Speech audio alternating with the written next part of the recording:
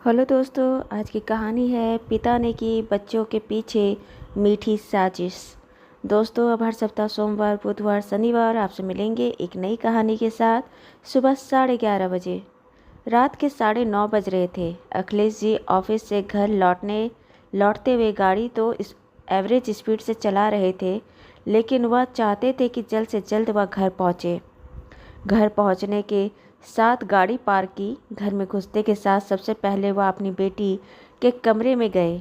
कमरे में घुसते के साथ उनके बेड पर उनकी बेटी सोते हुई दिखी।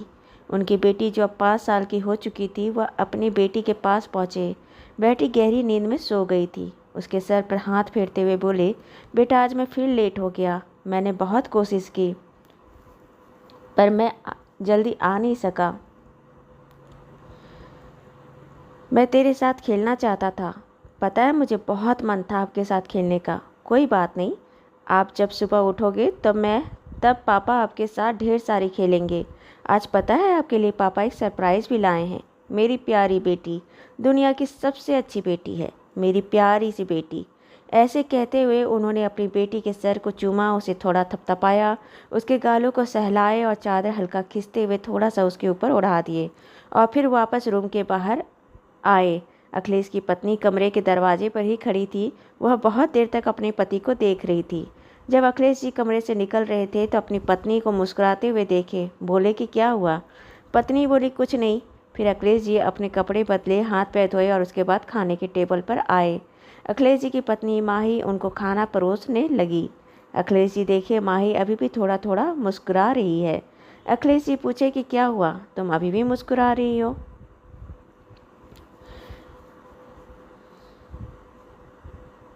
माही कही कि हमारी शादी को 7 साल होने जा रहे हैं और 5 साल की हमारी बेटी हो गई, लेकिन उसके आने से पहले 2 साल आपकी शादी होने के बाद भी मुझे कभी एहसास नहीं हुआ कि आप शादीशुदा हैं। आपके जीवन ऐसा वैसा ही था जैसे आप शादी से पहले एक बैचलर की होती है। घर लेट आना, कभी पत्नी के साथ खाना नहीं खाना, कभी पत्नी के साथ वक्त नहीं बिताना, और उसके लिए कभी आपके चेहरे पर सिकन भी नहीं होता था। और मैं आपसे शिकायत भी नहीं की। मुझे आपको देखकर हमेशा फीलिंग होती थी कि आप एक फैमिली पर्सन हो ही नहीं। लेकिन जब हमारी बेटी आई, जब हमारी बेटी सोना आई, तो आपके व्यवहार में एक अलग ही बदलाव आया। उसके लिए आप जल्दी घर आने की कोशिश करते हैं। आने के बाद शाम को उसके साथ खेलते और सुबह ऑफिस जाने के लिए पहले थोड़ा देर उसके साथ खेलते हो। लेकिन एक बात मैं कुछ समय से महसूस कर रही हूँ कि जब आप आते हो, या वह सोने वाली होती है, या गहरी नींद में होती है, या हल्के नींद में होती है, आप ज़रूर उसे कुछ ना कुछ कहते हो। क्या बात है? अखिलेश जी बोले, ऐसा कोई बात नहीं, कभी ऐसा रहा तो ज़रूर बताऊंगा, अभी तो कुछ नहीं है। माही बोली, ठीक है, मैं इंतज़ार करूंगी। दोनों मुस्कुराते हैं। दोनों साथ में खाना खाए। 2-4 दिन बाद फिर ऐसे ही हुआ। सोना सोई ही थी और अखिलेश जी घर पर आए। आने के बाद फिर वही बोले, मेरी बच्ची, मेरी दुनिया की सबसे प्यारी बेटी, सबसे प्यारा बच्चा, मेरा बच्चा, मेरी हर बात सुनता है, बहुत अच्छे से पढ़ाई करता है। पता है, आपकी टीचर आपकी बहुत तारीफ़ कर रही थी।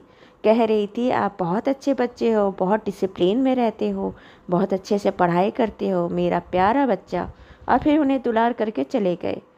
यह अखिलेश जी का रूटीन था। वह हमेशा सप्ताह में कम से कम 2-3 बार जरूर अपने बच्चे के सोते हुए या बच्चे को सुलाते हुए अपने सोते हुए बच्चे के चेहरे पर हाथ फेरते हुए, उनके चेहरे पर, ललाट पर किस करते हुए, उसे अच्छा बोलते, उसे दुलार करते, उसे से बताते हैं कि उनकी बेटी उनके पिता के लिए कितनी प्यारी है, उनके पिता को उस पर कितना भरोसा है। सोना बड़ी हो रही थी। अब वह 6-7 क्लास में आ गई थी। कुछ नहीं बदला था तो बदला था अखिलेश जी का नेचर। वह आज भी अपने ऑफिस से घर आने के बाद अपने बच्चे से थोड़ी बात करते।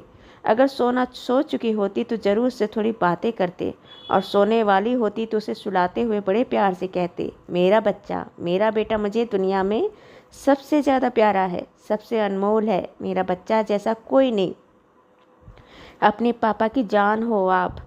सोना जगी रहती तो उससे पहले उसकी पढ़ाई का पूछते। कहते, बेटा, हार जीत परिणाम है, अपने हाथ में सिर्फ मेहनत है। परेशान नहीं होना, आगे जो भी आए परेशान नहीं होना। अपने मन का नहीं हो तो कोई बात नहीं, ज़िंदगी खत्म नहीं होती। आप बस मेहनत करो, बाकी सब छोड़ दो। आप आपके माँ पिता के लिए सबसे कीमती और सबसे अनमोल हो। आप तो अपनी माँ पिता की सांस हो। यह नियम तब तक चला जब तक सोना उनके पास उनके घर में रही। उनके घर में लगभग 12वीं तक रही। अब वह 10-12 दिन में 1-2 बार अपनी सोती बेटी को दुलारते। एक दिन जब अखिलेश जी घर आए और अपनी बेटी के कमरे में गए, उसे प्यार किया, अच्छी बातें बोली और कमरे से जब बाहर आए तो पत्नी माही बोली, पता है वह सोई नहीं थी, वह जगी थी, मोबाइल देख रही थी। आपके आने की आहट सुनकर मोबाइल छुपाकर सोने का नाटक कर रही थी।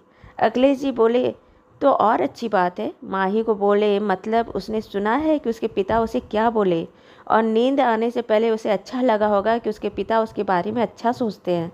वह अपने पिता की घर की जान है, उसे खुद पर भरोसा होगा और खुद से प्यार करेगी। माही जी जो कुछ समझ में नहीं आया, पर कहती क्या। 12वीं होने के बाद सोना का सिलेक्शन MBBS में हो गया और उसने कॉलेज में एडमिशन के लिए दूसरे शहर को चुना। वह दूसरे शहर में डॉक्टरी की पढ़ाई के लिए दूसरे शहर में हॉस्टल में शिफ्ट हो गई। लगभग 9 साल बाद सोना बहुत अच्छी पोस्ट में थी। वह सर्जन बन गई थी। आज शहर की बहुत नामी गिरामी डॉक्टर बन गई थी। उसका नाम चल रहा था, लोगों को उस पर भरोसा था और उसका हाथ बहुत ही सधा हुआ था। लोग उस पर भरोसा कर रहे थे। इतने कम उम्र में सोना को इतना कामयाबी की शिखर पर देखना बहुत ही अचरज वाली बात थी। एक दिन सोना कॉल करके बोली कि पापा मैं दूसरे दिन घर आ रही हूँ। अखिलेश जी बहुत खुश हुए। बेटा मैं इंतज़ार कर रहा हूँ, मेरी प्यारी बिटिया, और कहते हुए फ़ोन रखे। माही पूछी क्या हुआ। अखिलेश जी बोले कि माही सी सोना कल घर आ रही है। अपनी बेटी का फ़ोन रखने के बाद दोनों अपने हॉल में ही सोफे पर बैठ गए। अखिलेश जी माही को बोले कि माही एक कॉफ़ी बना दो। माही जी कॉफ़ी बनाकर आई और अखिलेश जी को दी। अखिलेश जी कॉफ़ी पीते रहे और फिर अचानक से बोले, माही तुम हमेशा एक बात पूछती थी ना मेरे से कि जब बिटिया सोते हुए रहती है या सो चुकी होती है तो आप उसके कमरे में जाकर उसे सोते हुए भी देखकर उसके चेहरे पर हाथ सहलाते, उसे इतना प्यार से बोलते हो, ऐसा करते क्यों हो? पूछती थी ना। जब वह छोटी थी तो तुमको अच्छा लगता था, लेकिन उसके बड़े होने के बाद भी मैं ऐसा करता रहा तो तुम बोलती थी कि ऐसा क्यों करते हो? तेरे मन में हमेशा सवाल होता था ना। माही बोली, हाँ सवाल तो होता था, लेकिन इसका जवाब मुझे नहीं पता। अखिलेश जी बोले, माही मेरा बचपन बहुत मुश्किल से भरा था। मेरे पिता बहुत पीते थे, बहुत शराब पीते थे। जब वह घर में रात को नशे में आते थे तो शराब के नशे में चूर होते थे। उसके आने से ही घर में बच्चों में दहशत का भाव होता था। मेरी माँ के चेहरे पर से खुशी उड़ते हुए देखी थी। हम बच्चे तो अपने कमरे में अपने बिस्तर में दुबक जाते और ऐसा करते जैसे हम सो चुके हैं। भले हम नहीं सोते रहते थे, लेकिन अपने पिता को सोने का नाटक करते थे। सब बच्चे चादर ओढ़ के ऐसे लेटे रहते जैसे हम सो चुके हों। लेकिन माँ तो नहीं बच सकती थी। वह उनका खाना परोसती, उनसे मार खाती, उनकी गालियाँ खाती। वह घर आते थे तो उन्हें लगता था कि बच्चे सो चुके हैं, लेकिन फिर भी वह हमें गंदी गंदी बात बोलते।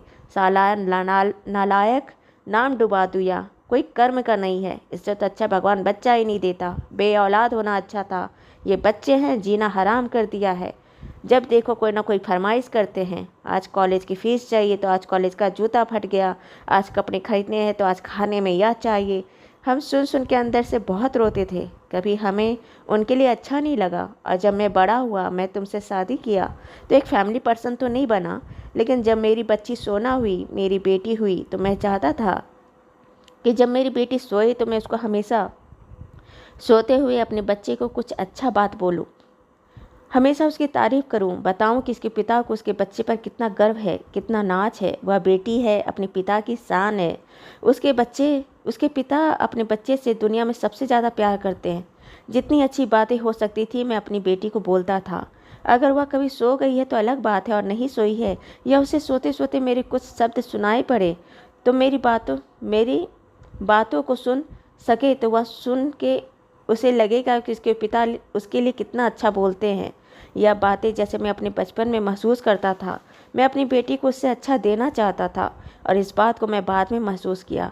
मेरी बेटी मुझसे बहुत ज़्यादा करीब रही, और जब ऐसा मधुर रिश्ता, ऐसा भरोसा जब माँ पिता और बच्चे में बनता है, और अगर कोई दुख का घड़ी या ऐसा मुश्किल का घड़ी आए तो तुम्हारा बच्चा भटकता नहीं है, अपने माँ पिता से बातें छुपाता नहीं है, और पता है वह पूरी कोशिश करता है अपने पिता की नज़रों में वैसे ही महान बने, वैसे ही बड़ा बने जैसे उसके पिता उसे उम्मीद करते हैं। अपने जीवन में कुछ बड़ा करे। इस जीवन में आया है तो उसका कुछ यूटिलाइज करे।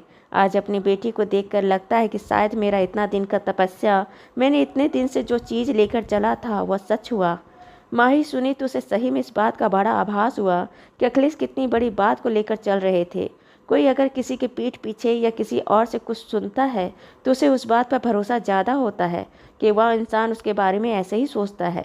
उनकी बेटी ने अगर अपने पिता के मुंह से कभी भी सोते हुए या सुनी हो कि उसके पिता उसे कितना प्यार करते हैं, अपनी बेटी को लेकर वह कितना घमंड करते हैं, कितना उनको उन पर गर्व है, तो वह कितना खुश होकर सोई होगी।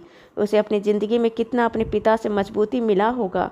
वह यह बात आज समझ रही थी और शायद उसका फल भी आज मिल रहा था कि उनकी बेटी न सिर्फ एक बड़ा मुकाम अपने जीवन में हासिल की, बल्कि हर परिस्थिति से लड़ने के लिए एक मजबूत दिमाग और एक मजबूत शरीर और एक मजबूत रिश्ता के साथ खड़ी थी, जो उसे कहीं भी किसी भी गलत दिशा में भटका नहीं सकता था।